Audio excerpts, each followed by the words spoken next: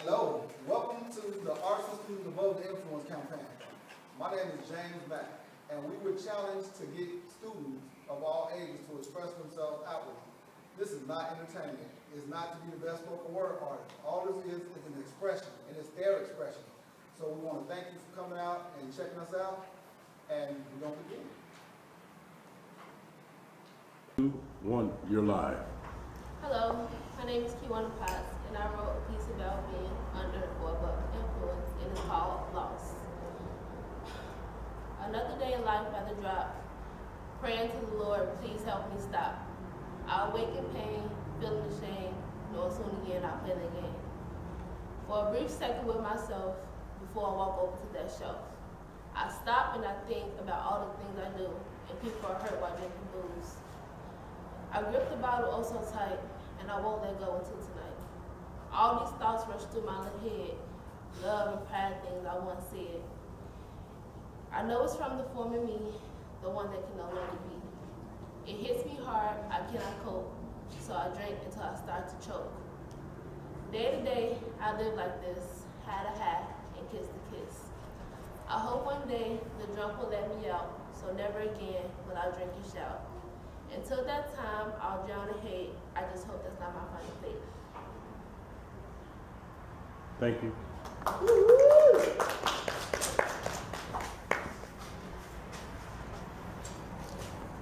Two, one, you're live.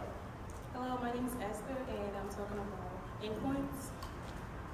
When a lot of people think about influence, they think about drugs, smoking, and other things along that line.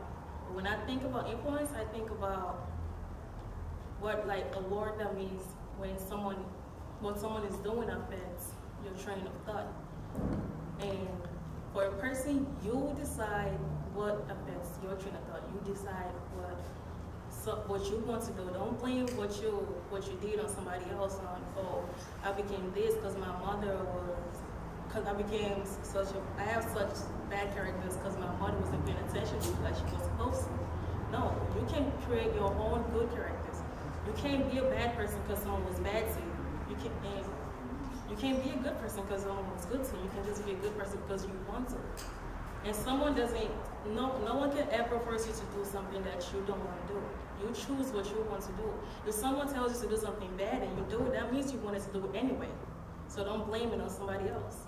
Because you can force us to the riverside to go get water, but you really can't force us to drink water. Thank you. 1, you're live. My name is Tiffany Roche Thomas, and I have a piece about influence. Influence. It's hard to decide if I would let the negative or positive influences I see in my everyday life affect me. I have a good and a bad side, so does that make me someone for someone younger to look up to or told not to be like? Realistically, no one is perfect, so who sets the standards for being above or below the influences? I try to maintain this image of someone who is above the influence without knowing what it really is, in a sense of who shows it. I feel as if society chooses two paths for you, either a good or a bad, and what you do determines what your outcome is, either good or bad. But what happens to second chances and redemption? Why does there have to be one mistake that determines you're being above or below the influences? Thank you. I'm Kylie May, and I wrote a piece about influence. I can stand here all day and say weed isn't what you need, hugs not drugs, taco instead of tobacco, think of your ohana when you want to have marijuana, but in the end it's your choice. You have a voice. Do things the right way or go astray. Stay positive or do the negative. Stand out or fall out. Supply and demand or be brave and take a stand. Stay high all the time or just chill and come up with a simple rhyme. Stay abstinent or become irrelevant. It's your choice. Thank you. My name is Essence Mack, and I wrote a poem about the influence, and it's called Under the Influence. That one drink, that one puff, that one sniff, that one pop pill was once an innocent bluff. She got caught in the past, in that party, at that club, in that courtyard, in that bathroom. You could smell it with just one hug. She got straight A's, she never skipped a class, but that one time, she got caught in the past. It was an impasse, no U-turns, no rewinds, no way out. That puff changed her mindset. That pop pill made her sweat. That sniff had her in bad debt. And that drink had her thinking she wasn't done yet. She got caught in the past, a simple gesture, overlooked by many because it's done by plenty. I should know because I've seen it all. Carla passes Jessie a blunt, and Jessie passes Callie a drink. And Callie's been popping mollies all night, but she passes her extras to Layla. But Layla's been smoking hookah pens with a little kick in them. But nobody knows that Carla's older brother, he passed her first blunt, and no one knows that Jessie's aunt used to get her drunk and get her to do God knows what with men. And nobody knows that Callie's first molly was an accident. He passed her a drink and a pill, and he said it would help her chill. And nobody knows that Layla only pretended to smoke till somebody passed her the real thing. Different girls, different stories, but all under one thing called the influence. I'm Daquan Brewer, and I'm going to recite a poem about being above the influence. It's called "It Was Funny." It was funny how we had to. It was funny when we were young, and it was cool to steal and shoplift. And it was funny how we had to smoke and drink in order to be in some high school clique. Now it's not funny how everybody in that class ended up on the same corner begging for money. It was funny how that boy had to screw that girl, and that girl had to screw that team in order to be a somebody. I said that girl had to screw that entire team in order to be a somebody. But it's not funny how that girl ended up in a homeless shelter with 4 kids praying to God that she'd make it to the next day. Now that's not funny. Thank you. My name is Marquise Weatherall. I did a poem about influence, and it's called What Made You Get There? You've been doing your career for years. When you get special award, you cry in tears. Then you make a speech about the things you teach when you preach these things on the paper. Then you ask yourself, who made me say the things that I need to say on the paper? Who got me to the place I needed to be free of my own living, to always be giving to other people? Who asked you who motivated me to get here, to write a letter saying, Dear Miss or Mr. So when they write it, it can hear the voice of him or her, not to be grim in their own place. Who drive me to the place of my own comfort? Well, it's this group of people called influence. Hello, my name is Stephen Davis, and I have a few words on how I stay above the influence. One of my old teachers once told me that in order to judge something, you have to create a criteria for it. Like in the court of law, you have first degree, second degree murder, capital murder, have a criteria for it. So what I do, I create a criteria for my life, my lifestyle, things that build me, things that I won't do, and things I will do. The limit on my comfort zone. This is my criteria for Stephen Davis. This is who I am. So if a friend ever presents me with an activity, I look back at my criteria and I think, does this fit in? Does this go out of bounds of my comfort zone? And if it do, I won't partake in that certain activity. And like my mom once asked me, what if it's something that I thought about doing, something I was interested in? Well, if it takes my friend pressuring me to do it, then I already know that it's wrong and it's outside of my criteria, then I won't do it. And that's how Stephen Davis stays above the influence. Thank you. Live. Hi, my name is Bernadette Lewis, and I'm doing something about influence. I was once under influence where I started drinking, smoking, doing drugs, and robbing people. That wasn't the kind of person I was, but the reason for doing those things is because I was under the influence. You're live.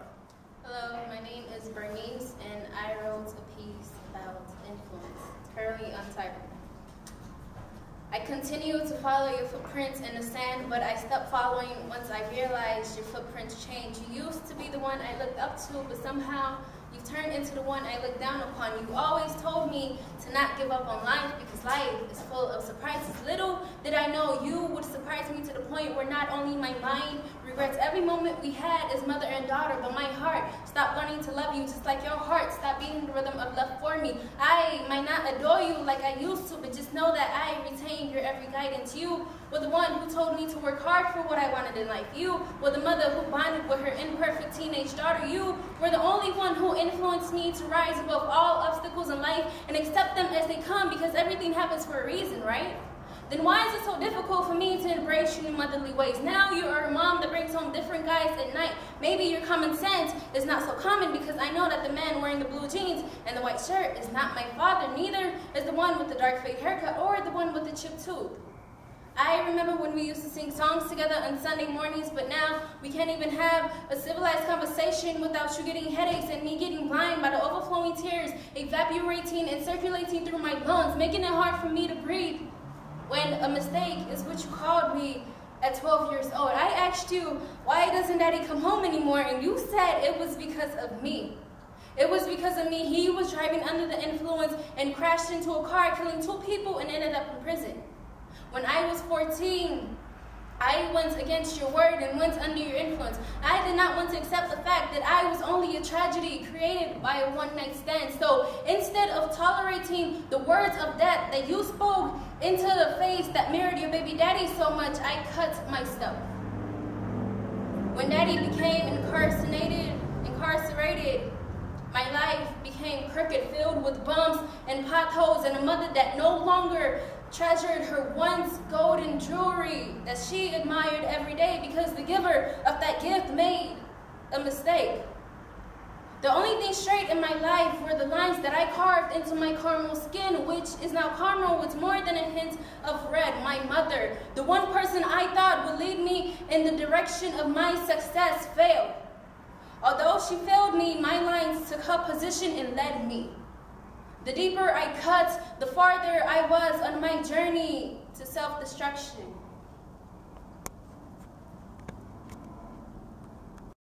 One, you're live. Hi, my name is Brianna Sills, and I have written a poem called Under the Influence. See, I was under the influence to smoke ciggies when I was just a youngin'. To hang with the cool kids was a thought to me when I too was just a kid. Until then, reality hit me hard with no mercy. You see, I can be that Dr. King spitting that dream, making it real back into reality. That Malcolm X preaching that zone of dysfunction to be compressed into peace.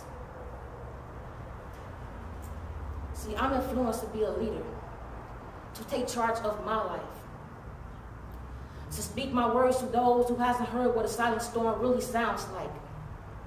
My life was following behind those who had no footprints to print to guide others.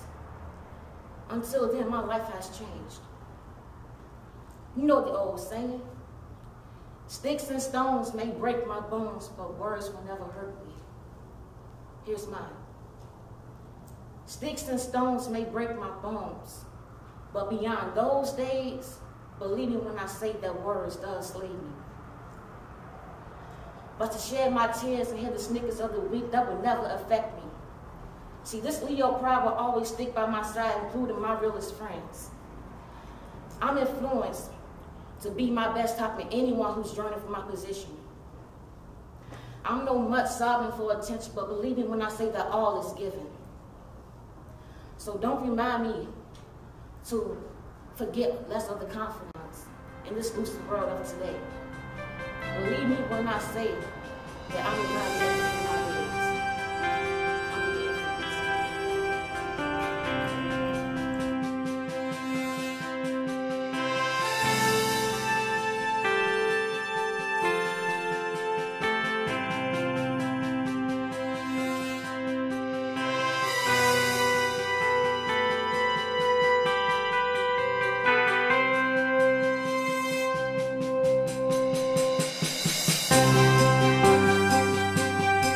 Video has been produced by our staff support Praise, Worship, and Outreach Ministries.